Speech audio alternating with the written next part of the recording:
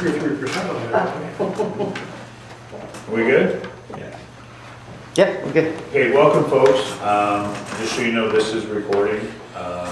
And we recorded briefly before we went to a closed session. We opened the meeting and then we voted to have a closed session. We shut the camera off and turned it back on.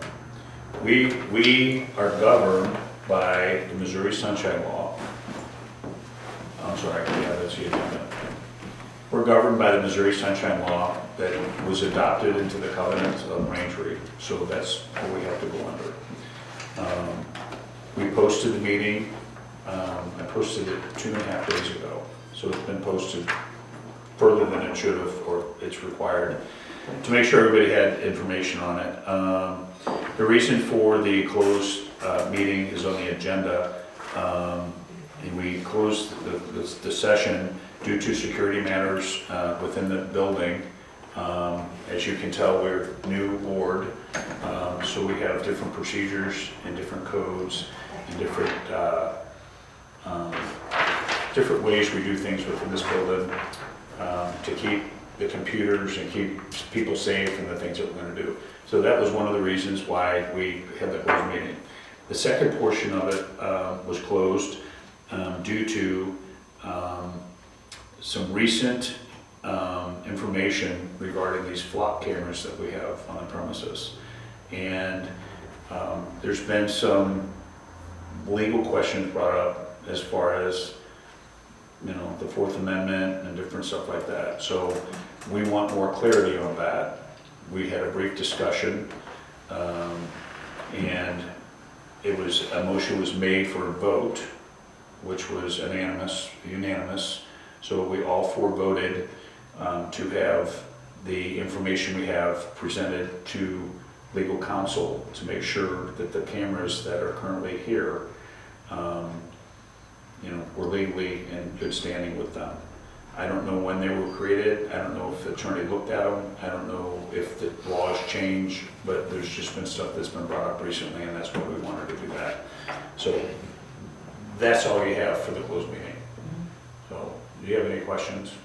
So basically the flock cameras, the information that they're gathering, is that what's I'm sorry?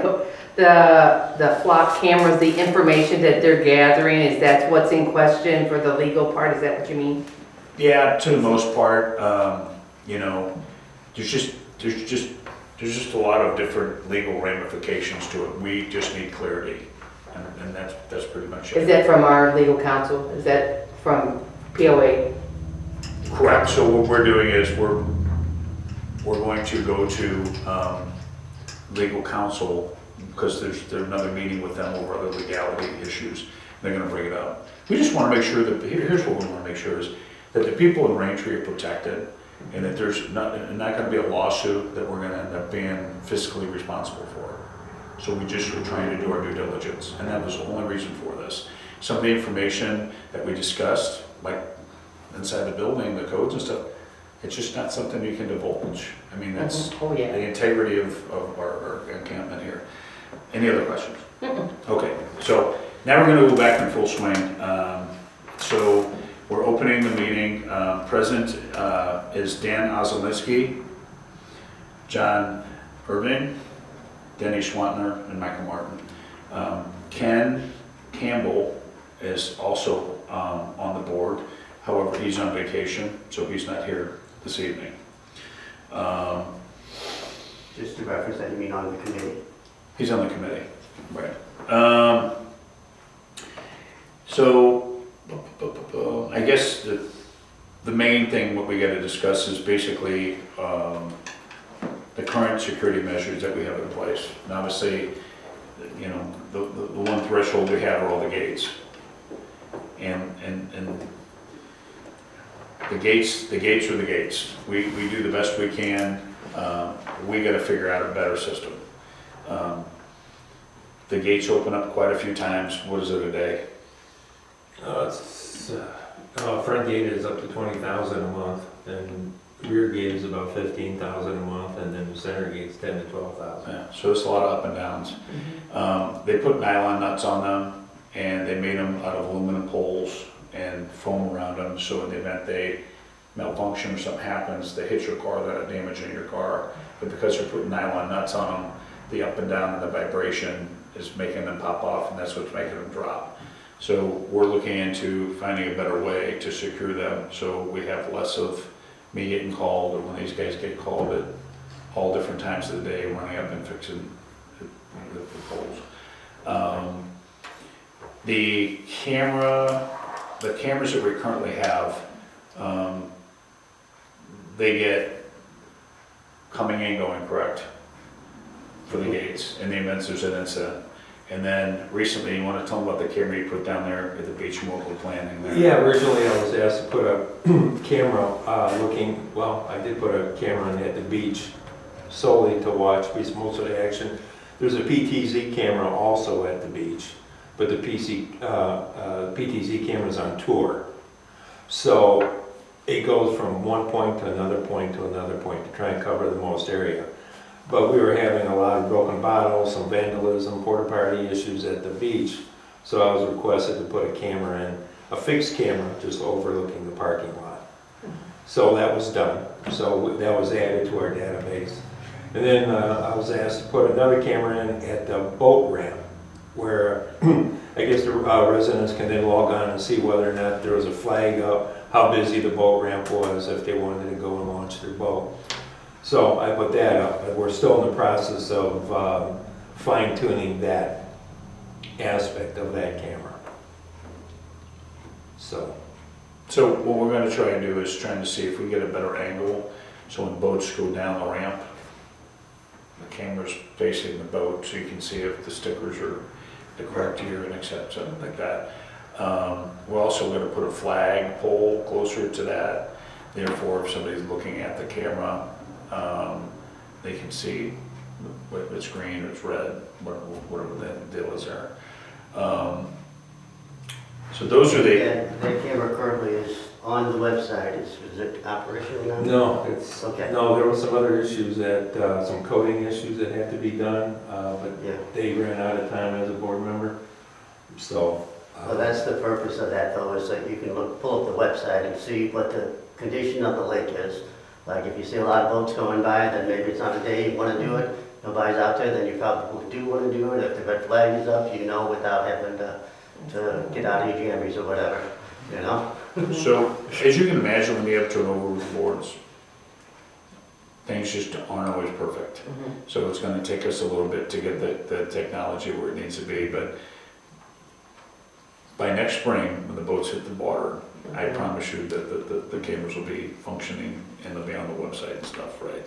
The Raintree POA website. Mhm. So we're going back to that, using that as a homeowner, besides CPM, they'll text us and things like that, but when we need to find out things from the board, it'll be the website? If I can address it, I would say that, yes, for right now, I would say there will be more movement to the CPM portal of more things, but there will still always be, I would think, both things. The website needs to stay out there for somebody who might be looking for property here, to keep it totally public and just a public presence, but the more owner type stuff should be going to CPM. Okay. Just more and more as it goes, and I think we'll get that as time But goes. having the covenants and the bylaws and all that on there so that a prospective buyer would see what they're getting into, if they're, you know. It'll be on the POA website. Okay. We've had 3 incidents. One of them, I did have a chance to put on this, and I'll just explain that, and I'll go over these so you guys have a little bit more information. On or about Saturday, October 4th, about 12:15 a.m., we had a gentleman came into Raintree, and he smashed down the back gate. Doesn't live here. He was trespassing. He was intoxicated. Somehow he made it from the back gate. He drove, I don't know which route, all the way around, and he was back here at the pavilion. And local law enforcement was called. Jefferson County came out. They made contact with him, and he was physically arrested and removed from the premises. The gate has since been fixed. It was damaged, but thank God it was one of the lighter weight ones, and when he hit it, it was about to fall off anyway. Not that that takes away from it. And we did sign a formal complaint with Jefferson County regarding his trespassing and et cetera. On Tuesday, at about 3:52, I was just happened to be up here doing information, and Haley was looking at the computer, and she goes, "Oh my God, that guy just hit that gate." So I went up to the gate at Ridgecrest Drive, and the guy that hit it was a resident. He was in a, thank goodness, he was in a commercial vehicle. And when the gate went up, he didn't know, I guess being impatient, didn't allow the gate to fully go up, and it was about halfway up, and he went through it.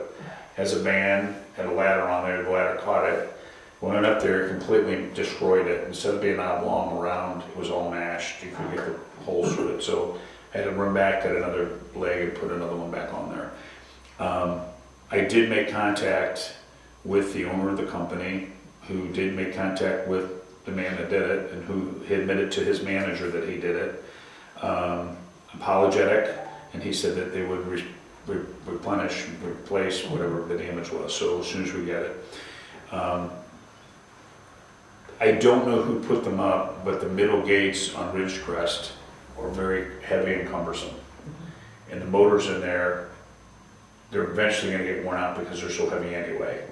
So I think it was a situation where they had some extra money and they were just trying to make a nicer approach because they had lights on them, they're really cool looking gates. So we're going to reorder them, and what I'd like to do is redo these gates with the aluminum poles we have, but put newer covers on them, make it look a little nicer, and we'll replace them on each one of these, including the other side of that one with the lights on it, take that down. You know, the engines or the motors that are inside of them, they only so many up and downs, and when you have something that heavy on it, it's going to wear them out even faster. And then we had another incident, which I didn't get an opportunity to talk to these gentlemen about. Somebody, and I've got the date, within the last 3 days, some kids, I suspect, went down where the volleyball courts are down there below the dam, and jumped up and down on the picnic tables where you sit, and they broke, I mean, the benches are broke on both sides. So we have to run out and buy them 2x6 by 4x6s or whatever, and replace them. But we're gonna have to look into it and see who the people were that did it. The only other thing that I would suggest is we're trying to get a call tree for some of the folks that live in Raintree to help us with the gates in the event that they break. I can't always be here. These guys can't always be here, you know, and people deserve to have the gates fixed when they go down. So if I could get a call tree, and that's what I'm trying to get now, I'm going to try and get volunteers in the community, show them how to fix the gate if they happen. The main thing is if we can utilize the correct bolts and stuff on them, then we wouldn't have the need for as many people doing that. If that makes any sense. I think that's it. You guys ready? Yeah, thanks. Nice coming, everyone. I mean, really, that pretty much concludes what we have You know, here. there was another incident at the Ridgecrest What's that? gate. There was another incident last week. over Oh, let me back up. It was. So on Saturday, it was a weird deal. Saturday, a gentleman that lives here went to the gate, and he's in his golf cart. I watched the video. The gate opened, he pulled through, and the gate went down. And as it's going down, there's a Jeep behind him. The Jeep tail went right behind him. Well, he had pulled up far enough where he was out of the guy's way, but he's taking his pass card, he's clipping it to his key in his golf cart. And the guy behind him started calling him every name in the book, screaming like a lunatic at him, honking his horn. And the guy turned around, and one thing led to another. And the guy in the Jeep started screaming at him and told him he was going to do some physical harm to him. And the guy said, "What? What are you talking about?" And the guy went up with a closed fist, and he punched the guy in the golf cart in the head, punched him on the side of the face. there was a scuffle that ensued. The guy in the golf cart got out of it, and it was kind of a grapple, if you will, for probably 30 seconds to a minute. And then the guy that did the punching originally ran back, got in his Jeep and drove off. Well, he happens to live in Braintree as well. And Jefferson County was called, he came up, and he was physically arrested. Sounds like we got involved. It's not funny, but I mean, it's 2 incidences Of residents. within a week. It's like, I don't get it, but he has since been released. We did give them the video. I think the magistrate in Jefferson County is probably gonna issue warrants, I don't know. And he'll have to deal with the incident with the other residents. The other residents is fine. When we talked to him, he came up here. I mean, he's just shaken up. I mean, you don't expect that. You pull through a gate, you don't expect somebody to come out and hit you. So, other than that, I'm hoping the next week or two it's a little bit less. And, you know, I don't know. I mean, people do silly things. Yeah. And, Got a question, Mike. yeah. What would be the ramification for the instigator of that conflict? As far as, Law, POA, Jefferson County? well, that's a great question. First off, from what I understand, and I talked to the officer, but I talked to the gentleman that got hit, and he's told me that the guy that hit him, he was told by Jefferson County, the guy had a bunch of priors for the same thing, for assault. As far as the criminal aspect of it, I'm sure it'll get plead. It was an assault second, it was an assault third, so it was a minor assault. He had an abrasion on the side of his eye, so he'll probably get some kind of fine, whatever. As far as here goes, I really don't know. I mean, we'd have to look into if you have an owner living here that does that, I don't know what we can do. I mean, we'd have to further discuss and look into that legally. You know,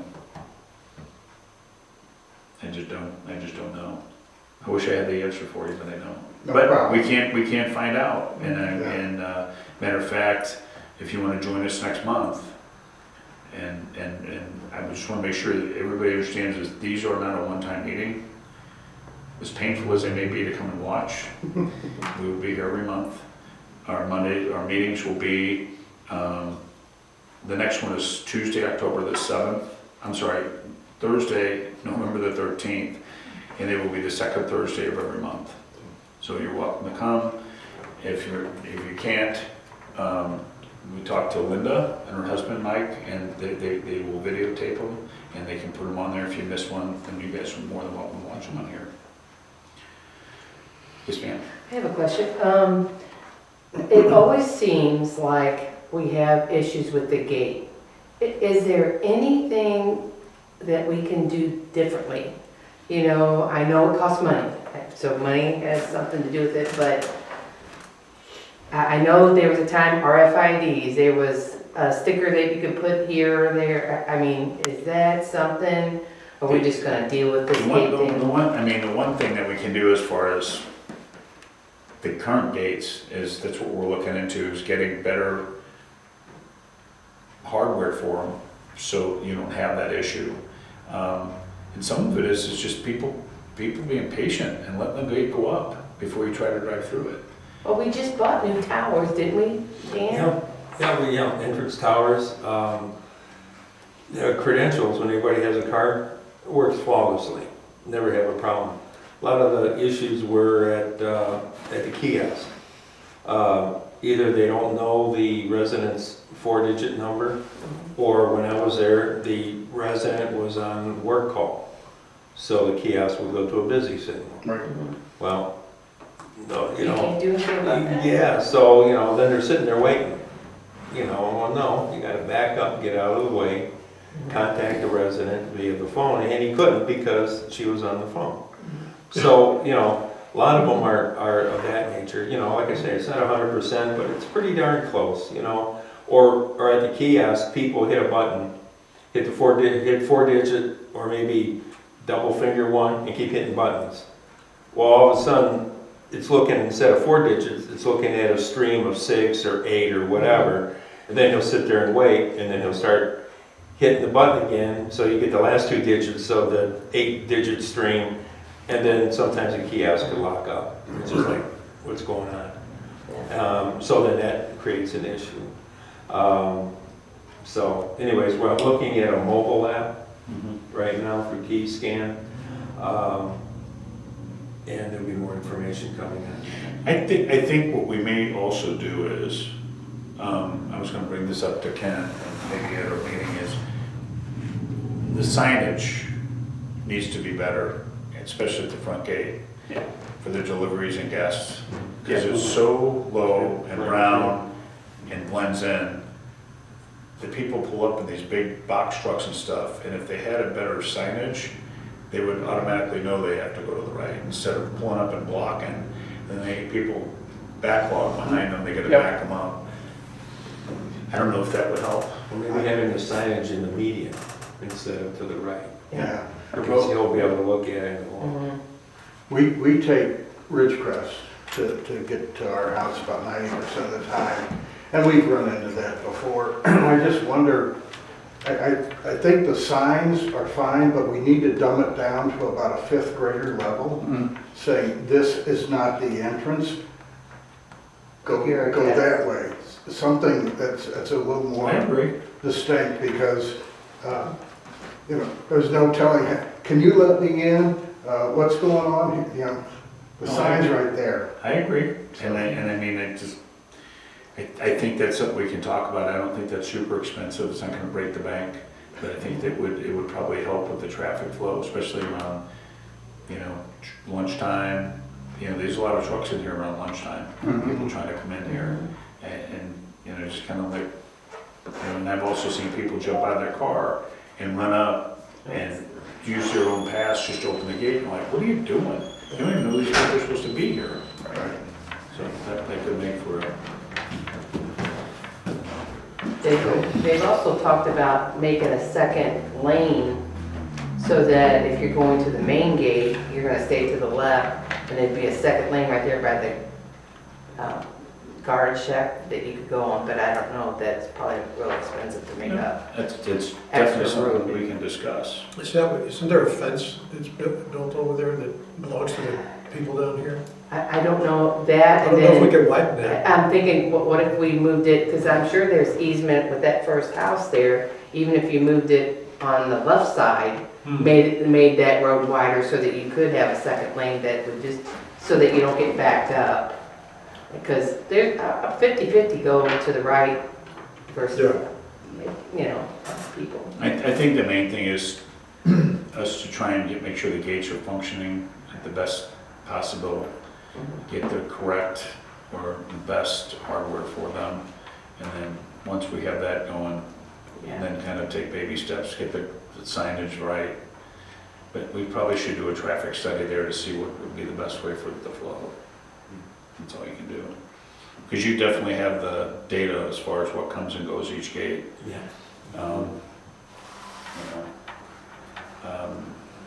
Would you say it was Column Drive, 30,000 a month? Front gate is about 20, 20?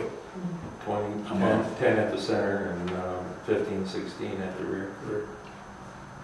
It's a lot. So currently, the flock cameras aren't on at this point because we're doing legal stuff, so they're, We haven't done anything to them.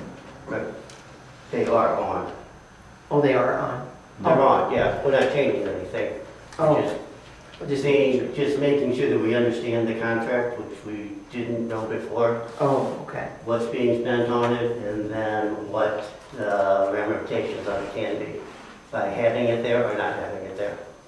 And legally, what could possibly happen. So, Is it helping us a lot, identify cars and things versus our regular cameras that we had? this group here can't answer that Oh, okay. at this point, but we hope we can in a month. All right, so we'll get closer. So officially, we're You're going not to, wrapping up, right? yeah, we're going to open it up for their forums. They can ask questions. We just got to finish the meeting. And we discussed the security measures that have been taken at this point. I think that's important. Yeah, go ahead. Okay, so Mike has come in very strong on security. And at this point, all of the access to this building here has been changed. Only certain people have access to the front door, certain people have access to that door, and the basement door going downstairs and everything. So that is completely changed and completely controlled at this point by the board and this security committee. So, and also just to introduce, since we had technology and security last year, that board did not convert over to this committee, or that committee did not convert to this committee. This committee has been reborn out of us four at this point as security. And then we're keeping technology rolling along with it because they do go together. So you and Dan were not We privy to were, what was going on with what security and stuff, because you guys have been here for a while in that. So last year you really weren't involved in any of, last year was more about technology than about security. Security was kind of a different meeting, a different strategy, a different attack at it. The meetings that we had 3 times last year were mainly about technology. Okay? And then it's, so this whole building is secured differently. There is currently a security room in the back. That's going to be moved so that even us, me and Dan, if we're going in for security reasons to see the cameras and everything, we will not need to go into the main office and be in that room on that side. Okay, so that'll be basically limited to office people only and board members if and only when they need to get information, and that information will stay in that office. Let me repeat that. The only people that will have access in there will be the representative from CPM and the other representative, Haley, from CPM, and the 4 executive members of the board. That's it.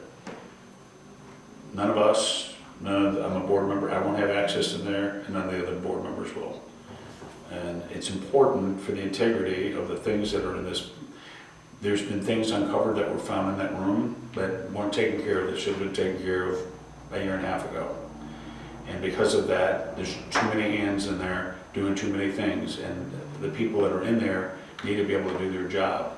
If somebody picks up a check and walks into the room and drops it or sets it down, and you find it a year and a half later, you're like, why wasn't that check cashed? Those are issues, the security issues. Good. And it's important because the people here are the ones that are, are paying the community, and when you're expecting certain things to flow and it doesn't. So that was the whole purpose of that. so was that a CPM issue? Like CPM did that? Nope. Okay. Way before CPM ever got Oh, here. wait, so, Yeah. yeah, okay. You know. Really, you know. I mean, they haven't been here I'm a year just and a making half. that, I want to make that clear because CPM has been blamed for everything that's gone wrong. And so I wanted to make sure that I wasn't can't, a CPM I'm not gonna go into depth on it, but all I can tell you is, I told you enough, is as far as the information that we found in there, deemed that we need to secure that room Yeah. in that part of the building. And I take it seriously, and I think the president, the vice president, treasurer, secretary, and the office personnel are the only people that should be in that room, period.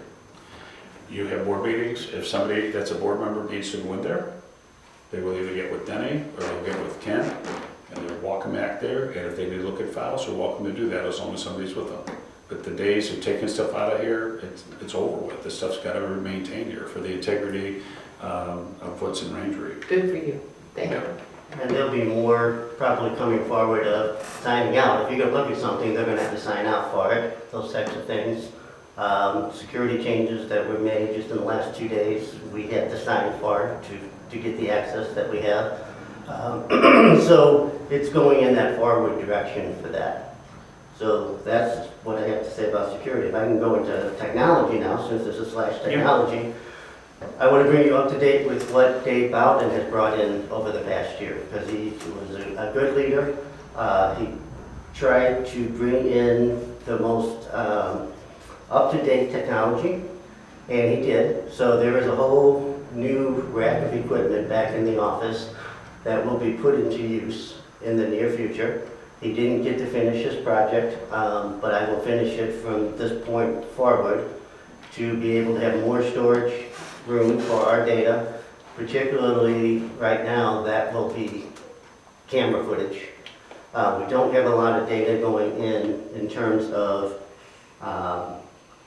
reports and documents and things like that because of CPM. Everything is going there.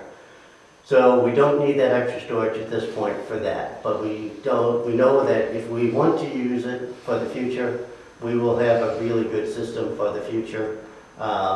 The equipment he bought is state-of-the-art.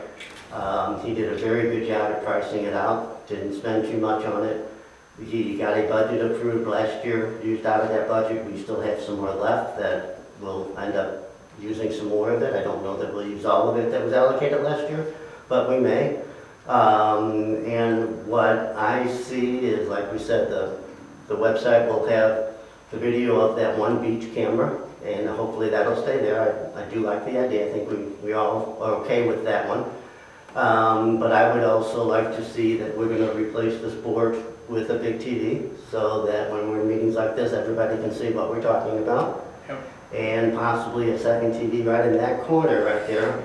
That will, when it's not a meeting going on, that you don't need this smeared onto there, it will be the security cameras right there. So as people walk in, they can see how many cameras we have, what we're looking at, and it'll be up there, so it's like, not like they can stare at it and stalk people out while they're sitting there like you could, we had access to it all the time. So it'll just be a smaller TV. But it'll help for the people in the room to see what's on the board up here possibly. And then also potentially a sound system in here so the back of the room can hear both ways. Front of the room can hear the back can hear the front. That's some plans that are out there for the technology world here. Live stream, is that ever going to come back, live streaming? I doubt it. Well, I don't know. That would have to come back to the board. I don't particularly like that unless you have to log into it. You have to be a resident here and you have to log into it. If it's live streamed and something at the meeting, it happens and it's public, live streaming, recorded streaming is one thing. Live streaming is, you're putting it out there right now. This is a public meeting, but in my opinion, it's still a private matter in most cases. So I think that needs to be discussed. I may be totally wrong, and I may be legally not correct on any of that, but it's just a concern that I think needs to be discussed at meetings like this, which these meetings we already know will be much better. Hey, I want to say something. Huh? When I pulled in, there were 4 older teenagers down there by the door, looking in through the window. Okay. I don't know what they're here for. They might be wanting to, I'm gonna go out and check the cars. Are they looking in the, They were looking in the window right down here, underneath library? the porch. Did you like that? The library or the real estate office? Did you like that? Well, they're gonna go out this door and look and see if they're still out there. Just chase them away. This picture right here. What are you gonna do? The house is not. Thank you, then, get your key.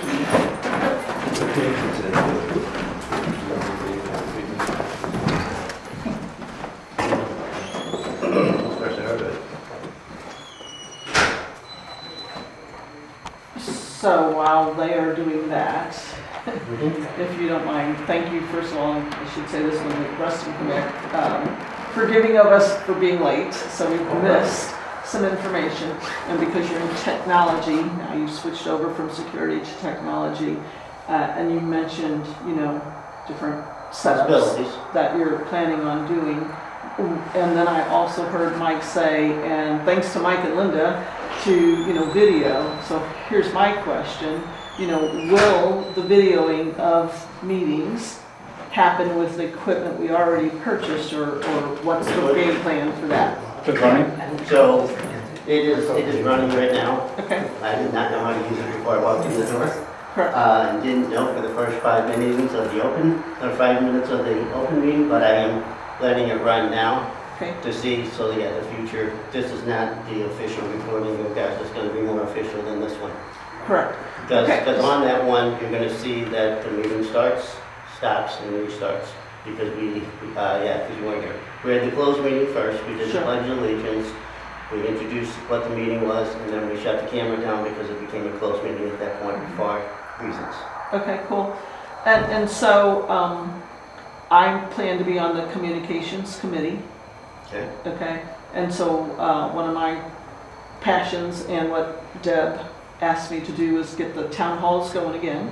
Okay. So, you know, we would of course like that, but Mike was involved and you were too, John, when those cameras were talked about and purchased, about what we want to do with them. I thought you had told me, Mike, that one of the things was to get a setup that anyone per se can do it, so that it isn't dedicated to certain people that know how to do things. Is that still going to be true, that we're going to learn, enough of us are going to learn how to do that so that meetings Yeah. can be recorded? It was super simple. Took Okay, me 5 minutes, and most people would take about 2. okay. Okay, can I make a motion to adjourn? Second? Those in favor? Aye. Okay. Now, anything you guys need to want? No? Yeah? Who has access to camera views, camera footage, camera scenes at any time? Like I know currently Scott had access to all the cameras, he could bring it up on his Currently, phone. right now, these two gentlemen here and Haley. Okay. Nobody's walking around with it on their phone anymore. And not even us, no. At the office only. They have it, and that's why I have to tell them about the benches down there that got jumped up and down and broke. I'll give you the information on that. I started to tell you the other day when I got it, and I got sidetracked at another phone call, but we need to look into that. I think it's imperative for everybody to understand that we truly want what's best for them. We truly do. Everybody in this room. I understand that, you know, people give a lot of time. When you give time, you should not expect anything for your time. And I think that's where some people fall off. Right. If you're doing this because you're expecting something for it, then you're doing it for the wrong reason. And I have 3 of these committees that I'm doing. This one, I welcome you next Tuesday. We're gonna have the Rules Committee. It's gonna be a pretty detailed meeting. And then also the last the third week of October, we have the Lakes and Beaches meeting. And we have, I believe, 11 board members on that. So, Committee members. Committee members. Committee. I'm sorry, committee members. So there's a lot of information. There's a lot of research going on with a lot of different subject matters. It's important, and I'm glad and proud that you guys are here. And I hope that you push other people in the community to come out to these meetings and give input and listen to what's being said and have a better understanding instead of jumping to conclusions of what this is or what that is. I think it's really important. We need to be more of a community, more of a home, you know, family oriented. It's nice driving down the street and waving to people and then wave back. Right. Instead of getting scowls or you know, or what have you. Is there any concerns anybody has with the security? I just want to say one thing. Yep. I brought it up a couple times at the meetings, the old guard shack out here. We ought to make it available to the sheriff's department. What's that now? The old guard shack out here that just sits there, it's got a bathroom, it's got lights, it's got heat. If we made that available for the sheriff's department, even if there's a patrol car there every couple hours, Sure. it sends a message. Well, we're also talking, and it hasn't come up with this past meeting, but it's gonna be coming up probably in the next meeting. We have to look at the budget, and I think what we're doing is we're meeting with Jefferson County, the sheriff. I think we're going to have Jefferson County off-duty officers in here, and they're gonna be sporadic, meaning anywhere between 15 to 20 hours. No given date, no time of when they're gonna be here, just sitting, monitoring what's going on. People running stop sign, doing stuff they shouldn't. Not as much to be a burden on people and cause them, you know, undue amounts of paying fines and stuff as it is to people wake up and realize there are a lot of kids here. And I think that, Joe, that's a great idea. Quick Trip used to do that. They used to have there's being a policeman. Like a substation. Yeah, they had a substation there, and that's not a bad thing to have. No, I They mean, can come in. an officer could fill out paperwork, Yep. he could go in and go to the bathroom, have a cup of coffee, it's right there. Yes, ma'am. I would like to bring back, I know some of my neighbors that would like us oldie moldies, but bring back stickers that are on the cars knowing that that car should be in here. We used to get, when we paid our assessments, we would buy car stickers. Now, I don't know if it could be something that CPM does, but every year it changes colors. You know that that car is supposed to be here, you register your car. I know some people are against it because they don't want to register their car, but. It's not up to me. It Yeah. sounds like a great idea. I mean, I guess in some theories, you gotta kind of look at the pros and the cons of that. Oh, yeah. Because you're gonna have some people that just don't do it. You know, some people you're gonna see that yellow, red, blue, pink, they're gonna have every color you have, and you're kind of, and then you have other people that are gonna do what you do. They're gonna do the right thing. They're gonna scrape it off and put the new one on there. I don't know, you've been here any longer than I. I just- Legitimately, according to the covenants, everybody's supposed to register their vehicles. Yeah, I mean, according to the, we're not in compliance, and, You're not. and the thing is that why are we picking some covenants and some not, you know? So it does say you have to be in good standing, and you have a sticker, and it used to be $2. I mean, even if it's $2, you know, that covers the cost, it's no cost to the POA. It's something that CPM could, Flipping back many years ago, the stickers were just used for the beach activity. And it got expanded at some point, I don't know when, that everybody is supposed to register their vehicles. So, It's not, I mean, it's a good point. We can discuss it. yeah. And I don't think that it's, you know, something like that, it's a crazy idea. I think obviously if they did it one time, it's probably not a bad idea to do it. well, a lot of times, like, you know, somebody maybe come by your house real slow, but if you see a sticker, you just like, okay, they live here. Sure. But if there's no sticker, you're like, okay, are they up to Some folks are something? gonna say that it's a money grab. But if They you're, don't charge. it's two loans.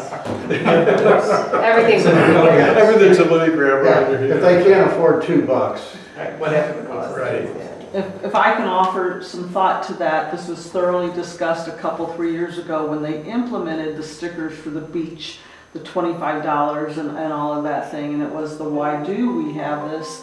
And it turned out at that time, the mandatory thing was not enforceable. And the amount of admin time to get those stickers out wasn't worth the money being brought in. You know, granted, the $2 covered the cost of the sticker, but not the admin of processing that, and not the admin of processing I mean, beach, I think, guest speech. And so it was thoroughly discussed, not that it shouldn't be again. I'm just trying to give you a little bit of history of why that went away. sure. And why the $25 stickers for everything got implemented a couple of years ago. Because they could enforce the beach.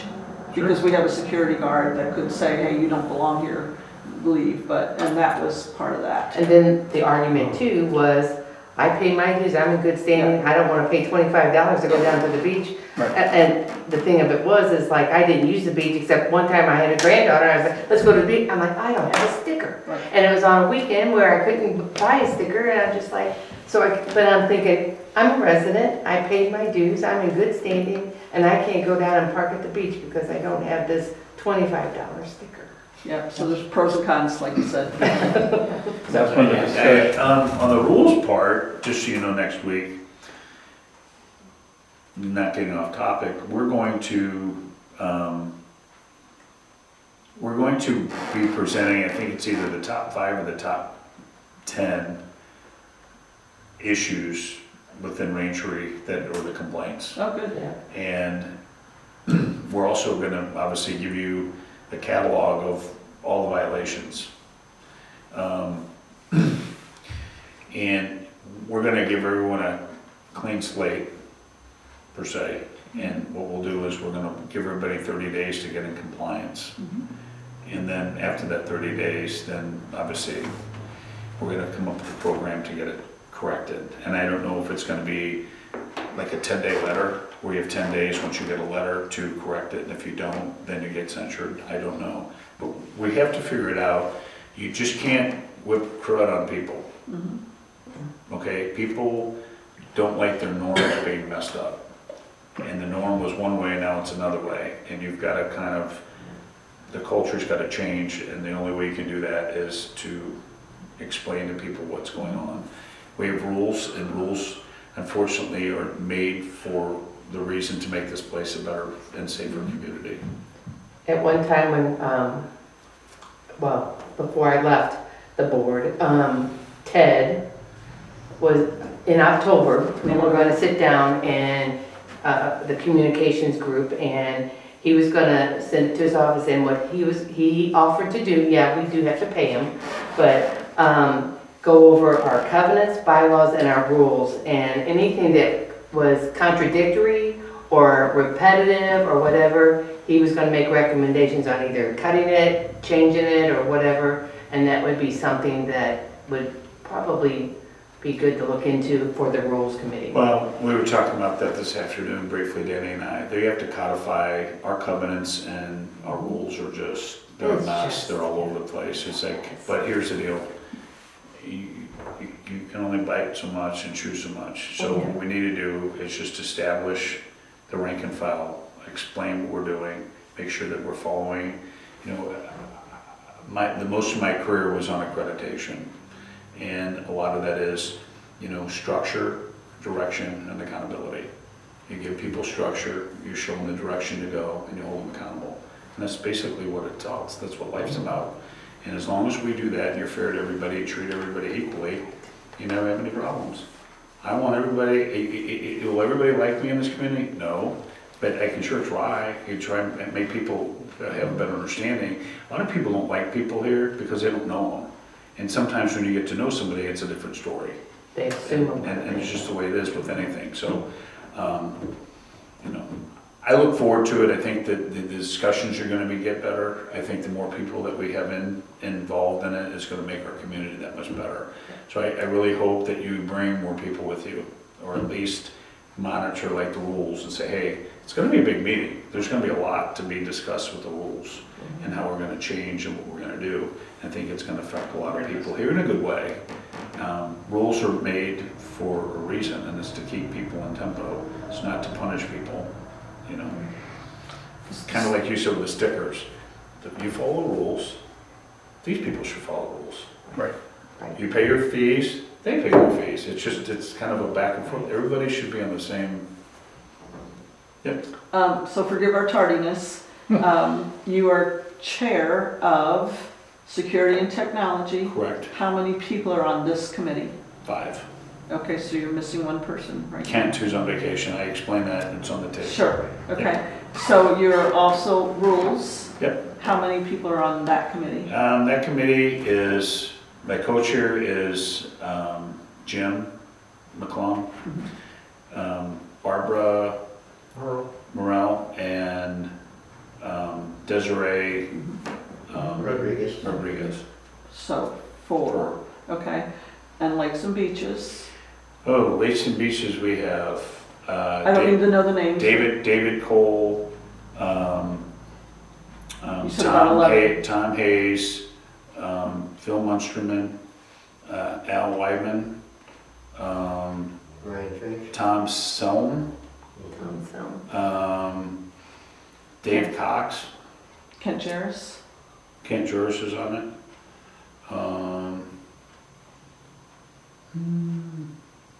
Oh, and Kent Campbell.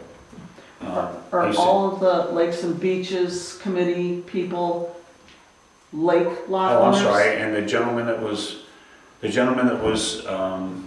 he ran Kellett? Yeah, Joe. Joe. Yeah, Joe, from the other beach, yeah. They all live on the lake? Do you have Um, anyone that does not live on the lake to offer their point of view about things? Michael Jordan as well, he's another one that's on there. And he lives on the lake. Yep. I think it's pretty much everybody around the lake, on this lake, and then, I'm not sure the address of Mr. Collette. He's on Spring Lake. I don't know if he's on the lake or. Yeah, he's on probably is, Spring Lake. so I think. those are the members that are on there. What I have found in the past Mhm. is sometimes some discussion about lakes and beaches would occur on the board, let's just say on the board, in those board meetings, but nobody at that time Mhm. went to the beach because they all lived on the lake and they had no need to go to the beach. So what I found is oftentimes it wasn't well represented of people that enjoy the lake but don't live on it. So keep that in mind when you guys have And to decisions. be fair, I think this last year, you got the complete opposite. You had somebody that cared about nothing but the beach and didn't care about the rest of the lake. So you have to have an equal balance. I think I discussed that in the beginning. It's my job to make sure the committee is doing what's best. When you look at the conditions of the lake, and I'll explain this and I'll be out front with you. You know, people want to blame Scott and say, oh, it's Scott's fault. It's not Scott's fault. Did Scott contribute to it by not putting chemicals in the lake? Probably a little bit, the gentleman I talked to, but it wasn't his fault. The lake was on a downward spiral anyway. So for people to beat their chest and say that, oh, Scott wrecked it, he didn't do it, it's not Scott's fault. And I think what we gotta do is quit the blame game. I think people have to understand that it's up to everybody in the community to dig in and figure out what this is gonna be a 5 to 6 prong approach. This is gonna be something we have to do with this lake every year. It's gonna take 3 to 5 years to get that lake back the way it should be. So it isn't just about once or the other. And other people get involved in it, I have no problem with that. But I wanna solidify the actual lake. Things I've learned, that lake, you shouldn't see more than 18 inches from the surface down. If you can see to the bottom of it, it's deficient. It's either deficient in fertilizer, or it's deficient in some type of chemical that we need that's good, like good green bacteria, blue bacteria. You know, there's the different things that you can do to the lake, and it doesn't have to be chemicalized. I did find out that I did research, talked to a guy for an hour and a half on the phone from New York. They have a place in Dubai, New York, and Finland. And they have these things that are half the size of this table, and they got paddles on the 4 corners of them.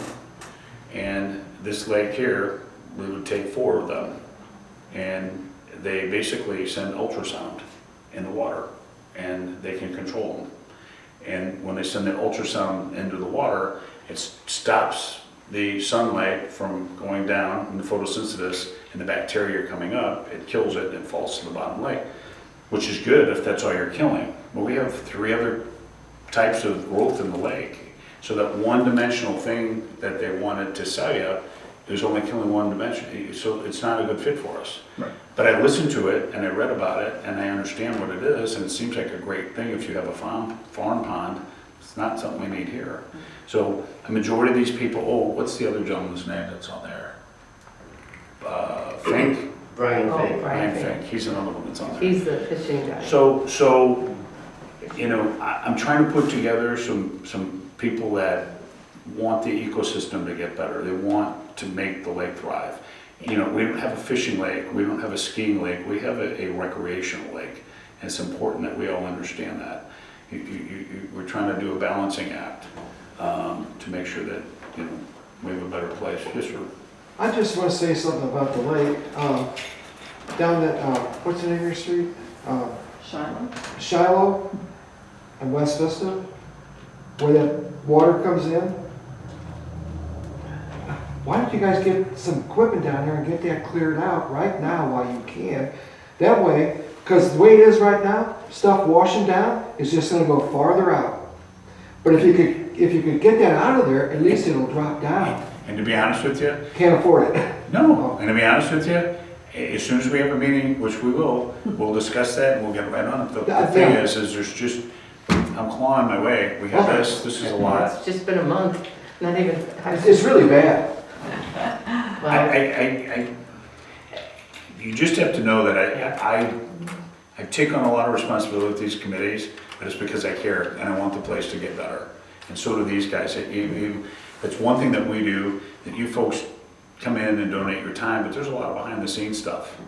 even with the past boards, a lot of stuff that they did that nobody really realizes, or I wouldn't say they would appreciate, but I don't think they take time enough to think, well, man, he or she spends a lot of time doing this or that. Because when you guys are home eating and doing all this stuff, and we're up here running around, just like the other board was, it's a lot of work, you know? And I think we'll get there. I think if people can just be patient, unlike the guy at Ridgecrest with the gate, and just be a little patient with us, we'll, So these are Thursdays, one Thursday a month, yep, security and technology. uh-huh. Rules is on It'll be next Tuesday. Tuesdays. And then the other one, I think I've got all the emails back. I gave them a Wednesday or a Thursday, and I gotta tally them up, and then I'll disclose that with those guys, and then I'll post it. Right, So it'll be okay. like the third Wednesday or Thursday. And I wanna say Thursday for some reason, but I'm not positive, actually, I'll double check the count. I just want to say I appreciate you having committees back. No, I'm glad you guys are here, and like I said, I would really encourage you to reach out to people in the community and say, hey, you know, I went there, it was informative, I appreciate what they had to say, they let you ask questions. You know, if you can get more people up here, I think the community will turn, just like everything else. But do remember, everything right now is work in progress. So nothing is cut and dry, so don't say that it was decided that this was gonna get done. John promised. Nothing really decided tonight. John promised all this stuff. And I think that's it. So, just to recap, because I think Joe came in late, I think Linda came in late. We started the meeting. The meeting was probably a minute or two after 6:30 when we 6. stopped it. I'm sorry, 6. We stopped it. We stopped the tape. We called a closed session. The closed session was to talk about 2 items. The first item that we talked about was the security of the building, what we did, how we did it, passcodes, etc. Which unfortunately, that's keeping the fort at bay. Right. So it's important, and that's one of the reasons we kept it for the security. The other reason, there's been some information come up regarding these flock cameras and the propensity of litigation and/or violations of search and seizures, etc. So we wanted more information on that, and we voted, and I openly closed, the 4 of us unanimously opened. We voted, and we're going to send that information to the attorney for Raintree, because we want the attorney to look at it to make sure that we're not open for any lawsuits or litigation which could harm the people that live here and cost us money. And that was it. And then we reopened the meeting, and so the rest of it's on tape. So, Thank you. anybody has any other questions, concerns? Looks like you're off to a good start. Yeah. Thanks. Thank you.